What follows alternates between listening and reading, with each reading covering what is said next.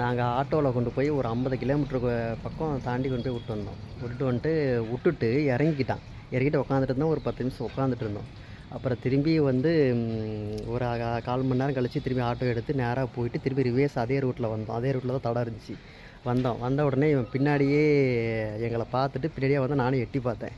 மணி என்ன பார்க்கல, அழுவு வந்துருச்சு. அந்த மணி என்ன பார்க்கல. ஆனால் நான் பார்த்துட்டு வீடியோ எடுக்கலான்னு பார்த்தா என்னால் எடுக்க முடியல. எனக்கு அழுவு தான் வந்துச்சு. அந்த வீடியோ என்னால் எடுக்க முடியாது அப்படின்ட்டு எடுக்க முடியல. அதனால் வந்து ரொம்ப கஷ்டமாக போச்சு. அப்புறம் ஒரு கிலோமீட்டர் தூரம் பக்கம் ஓடியாந்தேன் பின்னாடியே. அப்புறம் சரின்ட்டு நான் கம்முன்னு ஆட்டோ எடுத்துகிட்டு வந்துட்டோம். போன வாரம் செவ்வாய்க்கிழமை. அதே இந்த வாரம் செவ்வாய்க்கிழமை வந்து கரெக்டாக எல்லார் இதுலேயும் வந்து எப்படி வந்தான்னு தெரில. ஆனால் வந்துட்டான். வந்து பாருங்கள் எப்படி அவங்க ஜோடியோடு பார்த்து எடுத்துகிட்ருக்கான். பாருங்கதா, இதுதான் எங்கள் வீதி நாய்.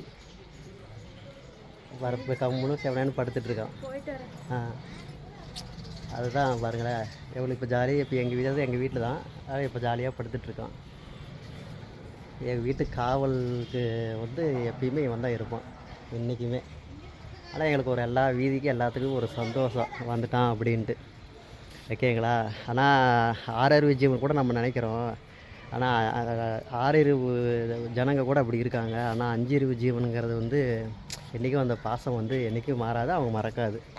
அதுதான் நம்ம நாயோட பைரவர் மாதிரி, கால பைரவர் மாதிரி. ஓகேங்களா? ஓகே.